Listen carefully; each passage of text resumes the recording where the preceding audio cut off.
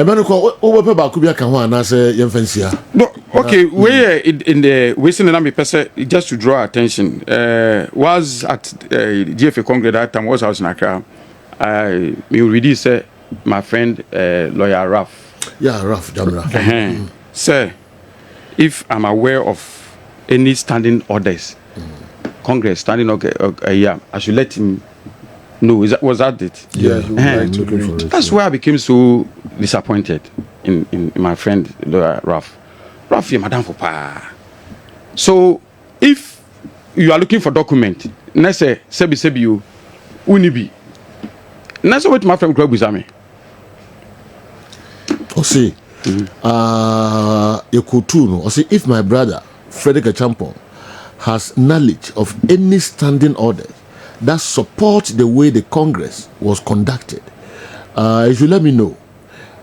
If you want to adopt a convention, say so, but don't point me to a law that doesn't exist. And that's why I'm so disappointed. You're a lawyer. An important thing is that you have to look for documents. Oko Congress. One thing is, and to be honest with you, and these are some of the AI may face a lot of problems. So okay, at the Congress floor, no. The first we know here, no, the you present activity report, no, in the audiovisual form video, no. The first opinion is say it must be text, and the text was before you. It was written already as any amount. Maybe you didn't read and or buy. It be near any standing orders of Congress. After 2019, they adopted a statute. You know, the next year, the next Congress, they adopted standing orders for Congress. 2020, standing orders for Congress. It go and refer to document, and you are a lawyer. Specific then or no say any standing orders. The major thing is say identical no mutu about Congress and I make reference say standing orders, Congress standing orders, and it's there. Order Rule 9(1). Voting by secret ballot is prohibited. Standing orders were adopted September 2020, 1st September 2020 Congress. And actually go away. Rule 9(1). Voting by secret ballot is prohibited. Clearly written there. And a quite fast way to about for president there. Nina, I was standing orders nimu. So you don't look for it, then you're accusing me say bibi anyhow. How is that my worry? On the interview, na or say, Omoka niema no mi ensa ni bu mu na omoto abano. Eno na na o pija densa abeka seni omoka de 3 niema no ebu mu. And then paying for catcher and say, well, they can't vote on it into unfunded Santo form. And he is saying there is no let's say, agenda no near me and son and Naya dear Bruce. You lumping that was the word he used. Lumped together.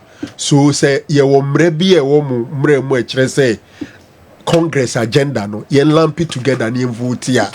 Monka, Nemum say Nimbra na a convention they are fine. Otherwise, if there is a law which says that you can lump the various agenda of the meeting together, pointing to that law. Yeah. Oh, this isn't any law. I need any law. Nobody now. No. First of all, Opejan is so Casano time. No, but you see, what he was referred to. What he was referred to was the act. What I say, because Opejan is Satama won't what to about that matter, you feel swako another agenda. And our Opejon start to refer to a previous matter. What vote I can vote away. So the president pointed to me and said no. And it's in there. Our Congress I was standing on this how the chair of the Congress should conduct business. If you had a problem with Sardina, time in this way. No Congress grounds on our pijama. No, and I'm making you. And my friend Raph, your lawyer, that is why first no Congress they now call Congress no they be a for document. But since no the statute and the standing orders no I'm making provision say it is a requirement for the Federation to send the Congress document ahead of time with time specified. Because send the bank for benya can mu na so mu obibia o ma trouble say sad we mu asem kan do wa make us asem we say to do wa you do not have to put up your hand. They will call you.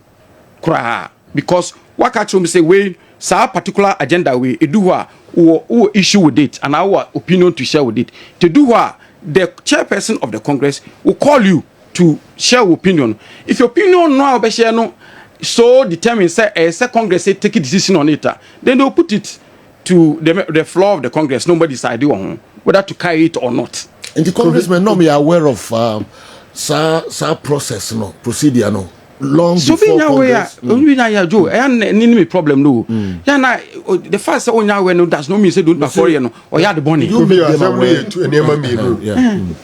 It's one thing having issue agenda near 3 and there is one issue having problem with any of the name and I ever discuss and our comment and I be but many sure say before when the document were sent to them, it indicated somewhere say all the 3 will be lumped together and voted at once. Problem no yet so issue with any of the agenda. Frank, and I hope sir you open up and really listen to them. You see, because most of the time you go into these discussions with predetermined ways. Listen to me. The idea to Huabano, one article.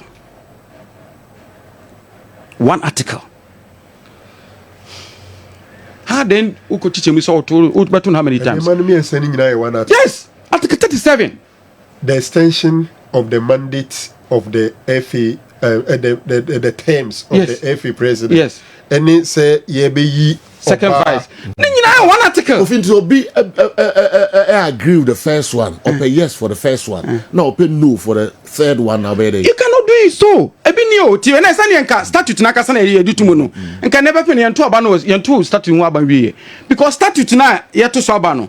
And no more different. The article 1 a different with the article 2. Biana Mike, can you allow me? You be some flow, please. Different from the article 10. 10 is different from 17. But all these things were put together.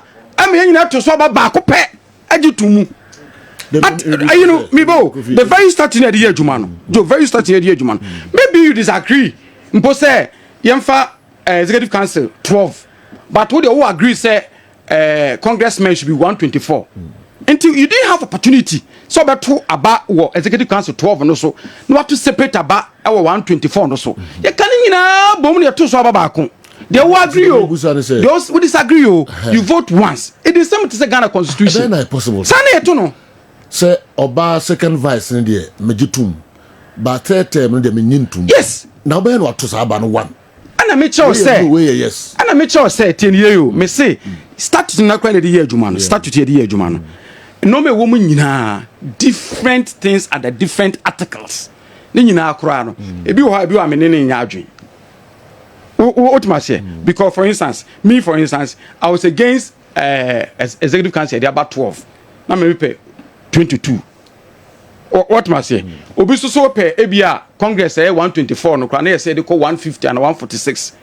Obi pay say judicial committee no yem forming the say home run said the obey chairman so di judge lawyer for about 10 years. Ebi odi pa disagree. But you don't have the opportunity to vote on individual matters. Now, is it right? Sani to no. Kofi. Man for example. One may disagree with 3. Sani to no. Sani to no. Ghana Constitution, 1992 Constitution. Can no me provisions a woman no nyina no. And Ghana Constitution no. Okay, Article 1 say Constitution no amount whole right as human right one when they be 2 for 2 years. Article 2 can say 3 to say. And I say go back 2 ni nyina different. You can nyina bom. Ni akwa tumu ana yenjuntum. Sanity, you might have different opinions on in the provisions of all those articles. But in the proper context, no. All right, and then I say, if you are franking here, all those things, no, one article, Article 37 of the statute. I don't want to 2 years. So the amendment will come under Article 37. For instance, 37(2) echo about time I will be vice president. So at the meeting of the Executive Council, no, they will let one person be vice president. Now that takes, so at the meeting of the Executive Council, no, they will let 2 people to be vice president. One, and the second one will be the female representative. Article 37(3) echo about the term limit of the president. So it may do 4 years for 2 terms, but vice president may do 4 years for 3 terms and Ex-Co made it 4 years for 3 terms. So that text will now change. So everybody 37 train fano can made the 3 terms for 4 years each. Oh, so they are not different. Wow. Articles in the statute. One article 37 and no one banner to it. Going to one vote. Echo for Sanema win. Personally, you think it's right? Joe, see, we are saying that identity. The award you know, the Mran is here, and then I won't do Mrano, same Mrano Sanity. And just say, we are saying in a Sunday yard, you Ghana Constitution, you have to swap about coupe, but no matter how many different. I started here the year Jumay, ya di Koya, a different Congress in, and we know my different, but you to swap about coupe the two. If you might disagree, if you might agree, but once you to Sabano, or one vote whether to disagree or agree. No what to swap about. Well, okay, 127. Oh, yes, I'm Jimby. Kamekaba. You see, okay, Kakre Bina, SMCO, Dia Kakra. Uda was an airplane small barbeca. So, are you understanding what is now a union rough or has been so far or some of the man? Offer status now. September article, your clauses was here. Yeah. It be a B, C. No, we're 1, 2, 3, so I'm a kind. Maybe. Article 37. 37 or 37 1, 37 2, 37 3, 37. Yeah. So there are 4. I'm saying 4 as a 5. Hold on, but there are subsections. It could be that the amendments na moyen, and yet the entire article, and a moye amendment. Ubit my amendment on some of the subsections under an article. Inti of article 37, I've not seen it. In Minyanko one, but at least you benya 1, 2, 3, 4. You can decide that we are amending 2, we are amending 5. Until they become different. No, they are not different. They are not mutually exclusive. They become different.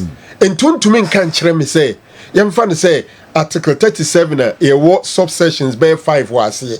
Nemu me ye per se amendment because ni nyina article 37 no. Emran say can nyina boom. No. All right. No, I just want to use that. Maybe use that. You see, so far one article.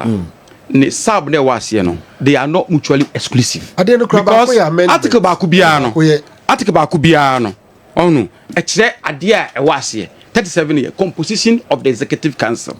And 1 clause 1 and 2 are not mutually exclusive.